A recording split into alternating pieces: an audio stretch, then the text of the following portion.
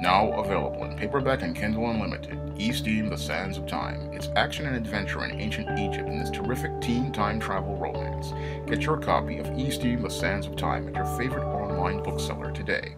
Last night I had the displeasure of watching the third and final Captain Marvel trailer.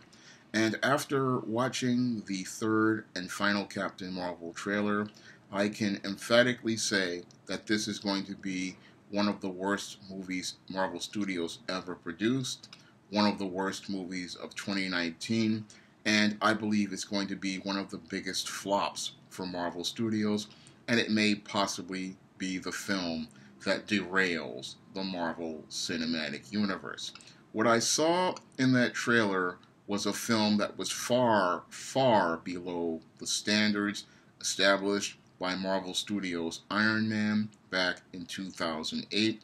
And what I saw in that trailer was a film that was visually bland, with an uninspired, formulaic, predictable story, and some of the absolute worst acting. And when I look at this film, it doesn't look like a film from 2019. It looks like an extremely dated film from the 1980s.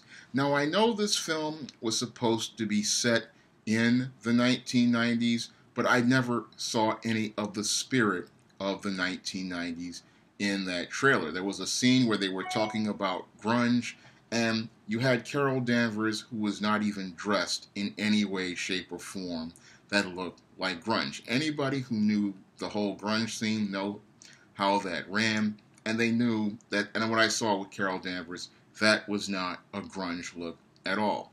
And this film, again, it just looks so cinematically generic, it's just not funny. It just looks like a film that was copy, cut, and paste from a dozen other Marvel Studios films and had no unique cinematography, no unique visual shots, no unique costume design, no unique anything. It just looks like something that is manufactured, and because this film looks so manufactured, it just doesn't feel like it has any sort of heart or soul. It feels like a very mechanical film, and it feels like a very dull and boring cinematic experience. And what you don't want for a superhero movie is dull and boring. What you want for a superhero film is something that resonates excitement, and there was nothing exciting about this Captain Marvel trailer, which literally gives away the entire story for the film, a story that I saw done better in 1984's Starman.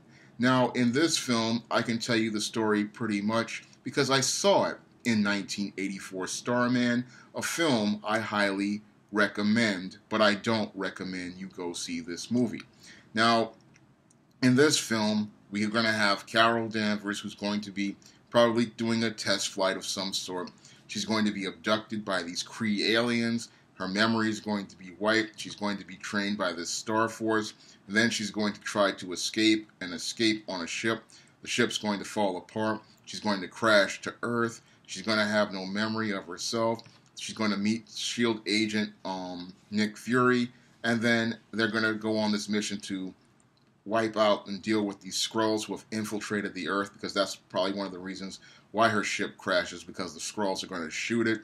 And then she's going to take on some Skrulls, and then there's going to be some big menace she has to take on, like something out of Secret Invasion possibly, and what's going to happen is she's going to still try to figure out who she is, and then towards the end of the movie, she's going to figure out who she is, and that's when she's going to really start unleashing her power, and she's going to figure out who she is. That's pretty much the whole movie in a nutshell. It's predictable, it's bland, it's boring, and it's by the numbers. But Marvel Studios wanted to make this film basically because they saw DC Comics come out with Wonder Woman, they saw the success of Wonder Woman, and they wanted to have a so-called strong heroine to feature in a Marvel Studios film.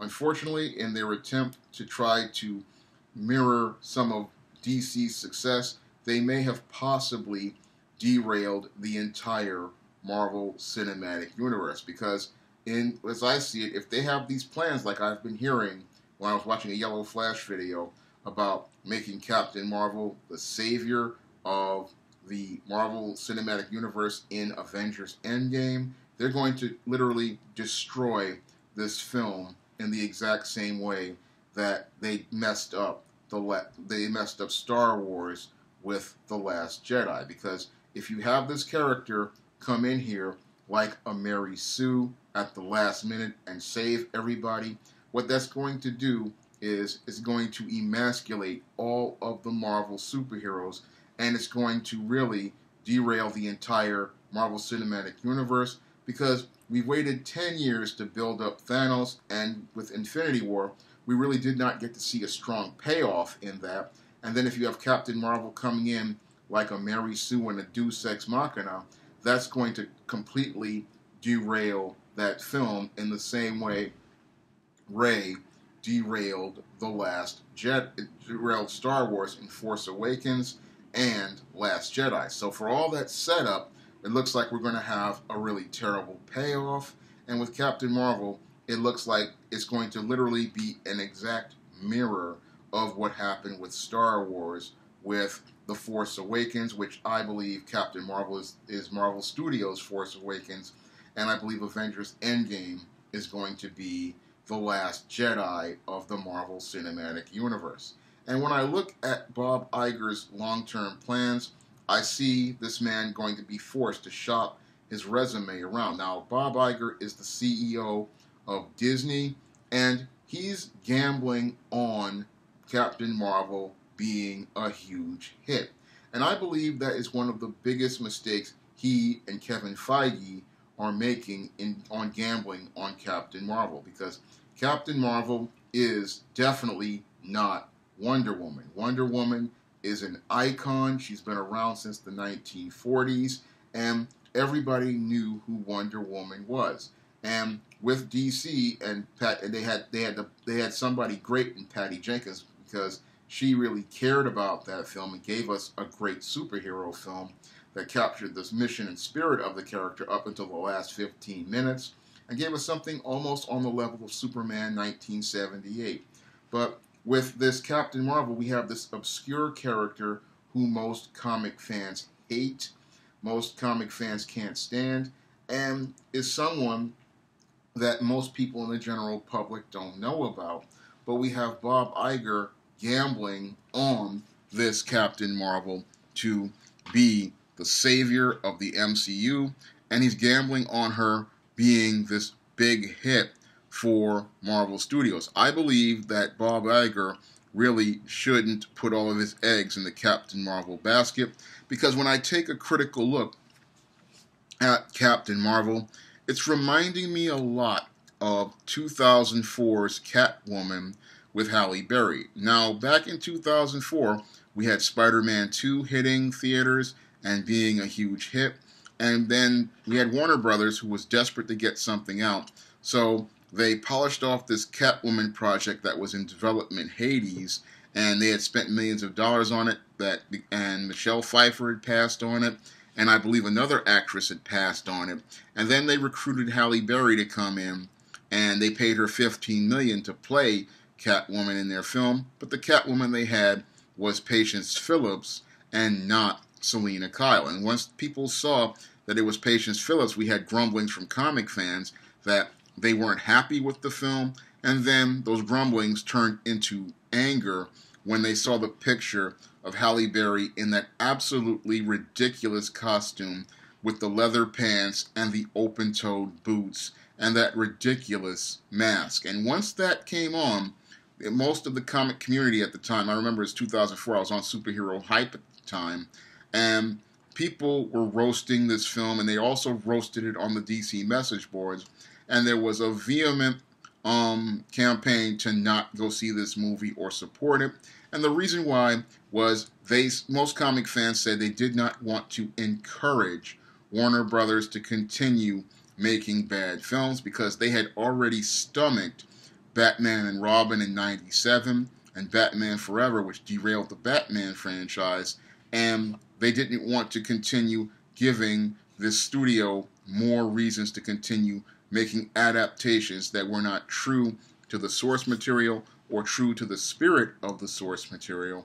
So that's why there was a huge boycott of Halle Berry's Catwoman, which led to the film flopping at the box office, and it led to Patoff's career becoming completely derailed. And I believe that this Captain Marvel film may possibly be the film that derails the Marvel Cinematic Universe, and I believe that Bob Iger is making a huge mistake in merchandising this film so heavily, and making an even bigger mistake in trying to invest in things like a Captain Marvel theme park and Captain Marvel events, because I don't believe that this film's story is strong enough to carry that type of merchandising. I believe that, yes, there is a market for a heroine out here, but the way they are executing the concept is the thing that is going to go out here and alienate people, because when it comes down to the Carol Danvers Captain Marvel, she has alienated a lot of comic fans, and I believe if she goes out and emasculates all of these male Marvel heroes, she may wind up becoming the biggest pariah and one of the most reviled characters in all of superhero history. And the whole thing is, yes, you want to create a story with a strong heroine, but again, as I stated before in a previous video, the story model that Marvel Studios is using right now, as I see it, is too masculine, and it tries to apply masculine approaches to a heroine's journey. And that's one of the things that turns off many comic fans regarding these so-called strong women, and it turns off most general fans about these stories related to these so-called strong women, and why this trend of strong women just has not caught on at the box office, and why people just don't want to support all of these so-called strong women. That's why I think Bob Iger is making a huge mistake in investing in Captain Marvel shows at Disney World and Captain Marvel theme parks and Captain Marvel rides, because I don't think that this character is strong enough to be a flagship character for the whole Disney and the Marvel brand. I don't think she can carry the Marvel Cinematic Universe, because when I look at Brie Larson, she is a block of wood on screen, and if they want to try to, like the Fourth Age said, interchange actresses, I don't think that's going to work, because the story is so weak. When I look at Captain Marvel's story, it is one of the weakest stories I have ever seen. I mean, you rip off Starman literally from page to page, and then you don't even rip it off very well. The execution of concept here is so poor, it's not funny. Everything as related to set design is off the shelf. Everything as related to costumes is off the shelf. Everything as related to special effects is off the shelf. And I don't see a huge hit for Marvel Studios with this film. And I don't see a film that is going to give us a satisfying viewing experience. What I see here with Captain Marvel is the beginning of the end for Marvel Studios. I see a film that is literally headed towards the nail in the coffin for Marvel Studios, and I see the film that can lead to DC Comics literally taking the crown in the superhero movie game back, because with Aquaman, they have a clear winner, as I saw from the trailer, and from Shazam, I see Captain Marvel, the real one, taking his name back and taking back the crown for superheroes for DC Comics. I see the game getting ready to change, because Marvel Studios has gotten complacent, Marvel Studios has gotten comfortable, Marvel Studios has gotten lazy, and that's clear to me from what I saw in the screen in all three of these trailers, which again showed me a very flat, uninspired, boring movie that does not generate any sort of excitement.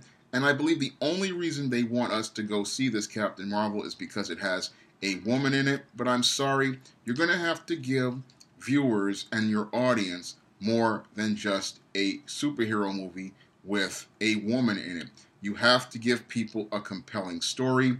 You have to give them rich, multidimensional characters.